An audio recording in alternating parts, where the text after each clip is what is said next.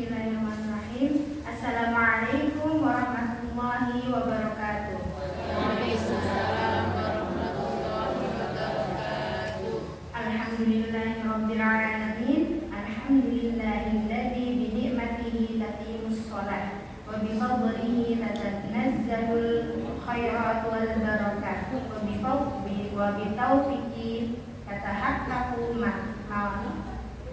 maqasid wal hidayah. Asyhadu an la ilaha illallah wahdahu la syarika lah wa asyhadu anna Muhammadan abduhu alladzi la nabiyya ba'dah. Allahumma shalli ala sayyidina Muhammadin fil awwalin wa sallallahu ala alihi wa sahbihi wa sallim.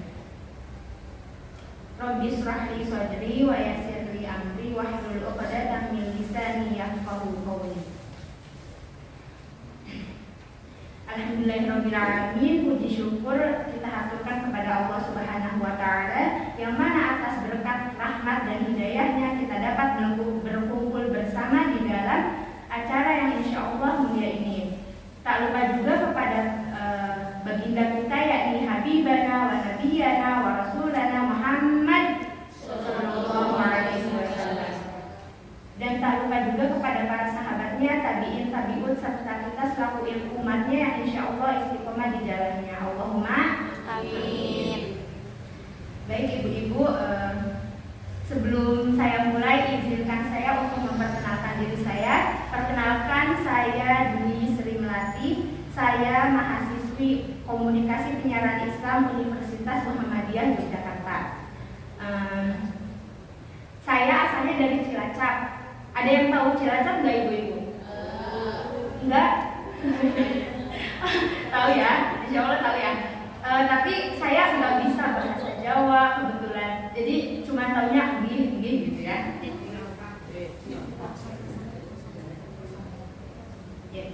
Jadi maaf kalau nanti seiring berjalannya waktu saya nggak ngomong bahasa Jawa gitu ya. Jadi di sini saya akan membawakan materi tentang doa dan nikmat Allah Subhanahu wa taala kepada para hambanya.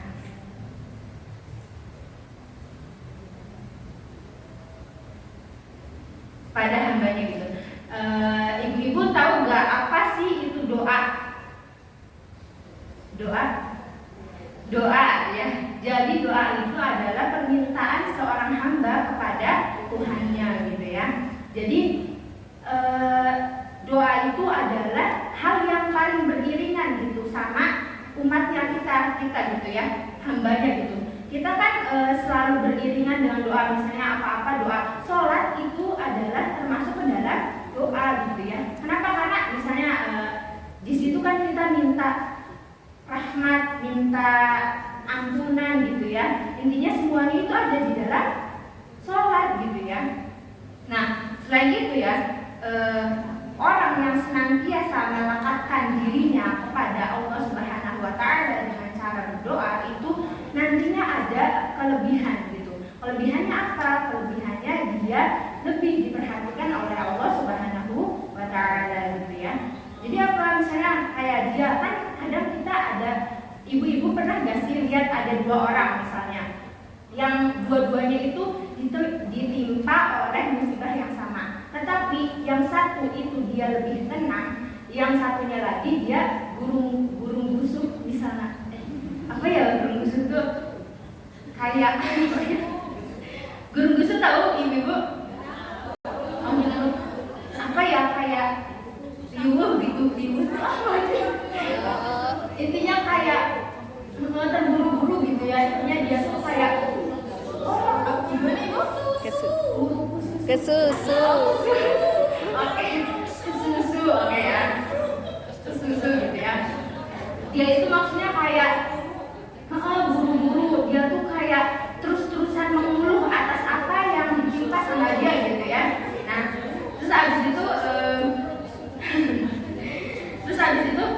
ketika seorang hamba itu diperhatikan sama Allah, dia itu semuanya itu kayak langsung mudah gitu, dimudahkan sama Allah. Misalnya yang harusnya masalah itu berat itu jadi mudah gitu ya. Yang tadinya susah banget itu jadi ringan gitu ya, semuanya itu kayak jadi gampang gitu kalau melibatkan Allah gitu.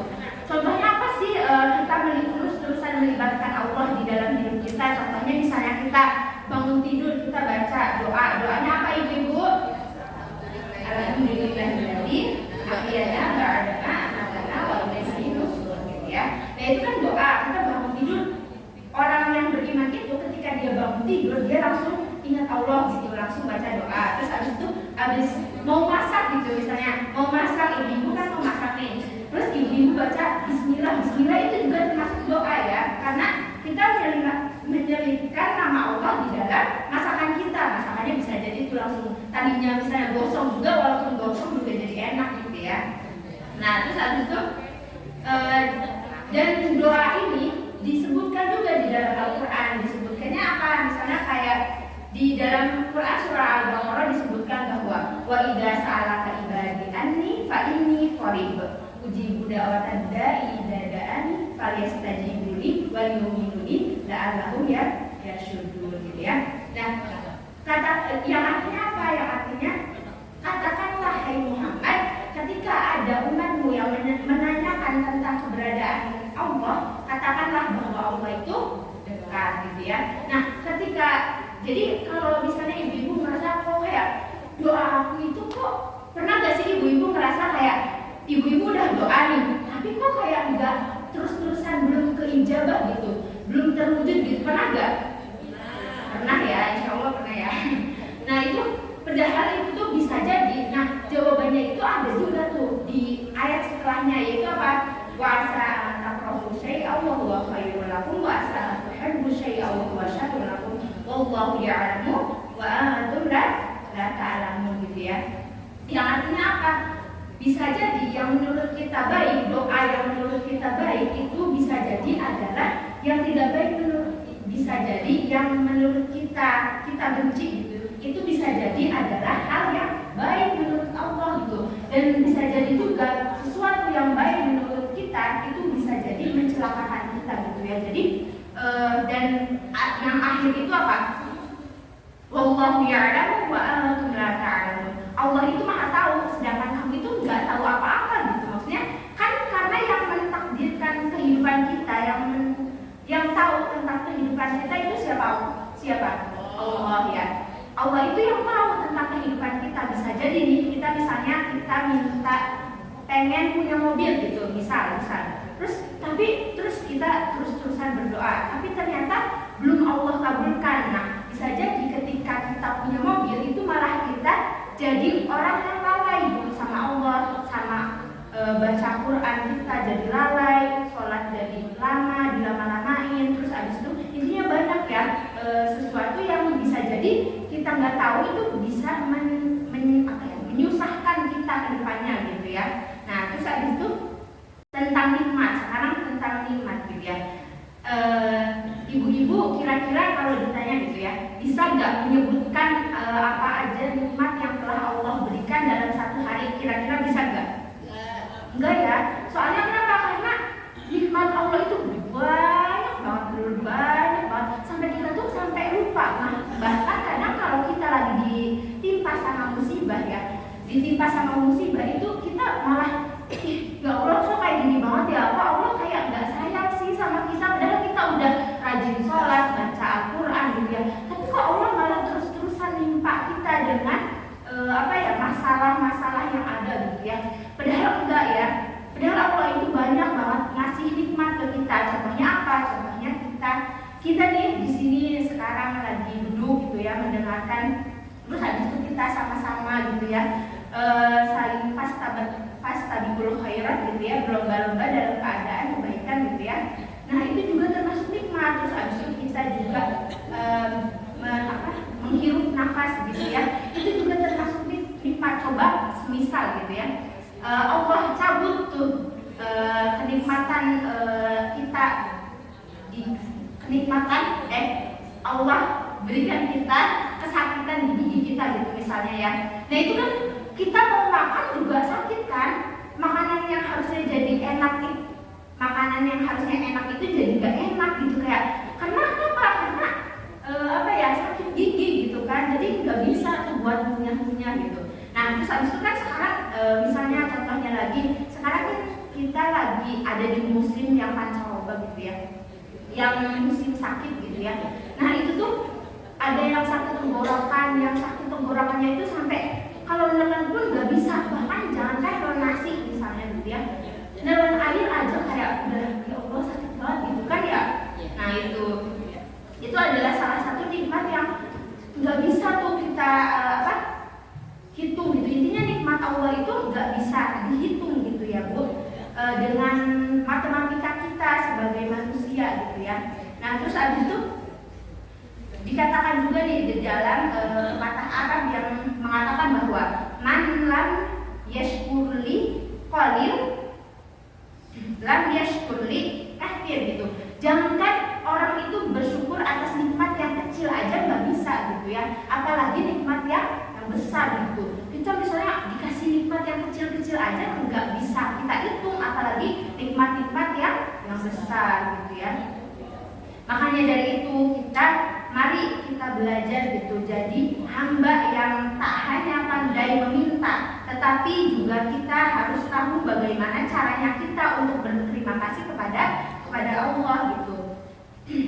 Salah satu cara kita untuk menunjukkan cara kita berterima kasih kepada Allah, caranya gimana ibu-ibu? Caranya adalah dengan cara kita mensyukuri apa yang kita miliki gitu ya. Misalnya dalam nikmat-nikmat kecil, misalnya kita masih dikasih bangun pagi gitu ya, kita ucapkan ya Allah terima kasih Engkau masih memberikan aku umur gitu ya. Terus dalam keadaan iman Islam gitu ya. Nah terus abis itu kita juga dan selain itu kita mensyukurinya dengan cara misalnya nikmat mata, kita gunakan mata kita dengan hal-hal yang menyebutkan kita untuk mengingat Allah Subhanahu wa Ta'ala gitu ya. Nah terus selain itu ya, sekarang sebagai penutup gitu ya ibu-ibu, ada 3 nih pesan yang penting yang bisa kita bawa pulang nih. Jadi ibu-ibu bisa pulang dengan membawa 3 ini gitu ya. Yang pertama apa? Yang pertama itu jangan berhenti berdoa. Kenapa? Karena berdoa itu adalah senjata kita sebagai umat muslim, senjata kita sebagai manusia untuk melawan dunia yang keras ini gitu ya. Nah terus abis itu yang kedua adalah bersyukur atas apa? Atas setiap nikmat yang Allah berikan, entah itu nikmat yang besar ataupun yang kecil gitu ya. Nah terus abis itu karena bersyukur ini, ketika ibu-ibu pasti tahu ya, ketika kita bersyukur atas nikmat yang kecil, insya Allah bakal ganti dengan nikmat yang besar gitu ya. Nah terus abis itu yang ketiga ataupun yang terakhir itu adalah yakinlah kepada takdir Allah, karena setiap yang Dia berikan pasti ada hikmah dan kasih sayang di dalamnya gitu ya. Jadi walaupun misalnya kita dapat masalah itu membuat kita terus-terusan putur ataupun misalnya sedih, percayalah mungkin di dalamnya itu ada keberkahan, ada juga rahmat dan kasih sayang Allah, ada hikmah di dalamnya, ada hikmah di baliknya gitu ya. Nah mungkin sekian yang dapat saya sampaikan, kurang dan lebihnya mohon maaf karena pasti saya banyak banget kurangnya. Billahi fisabilil haq, astaghfirullah khairat. Wassalamualaikum warahmatullahi wabarakatuh. Waalaikumsalam.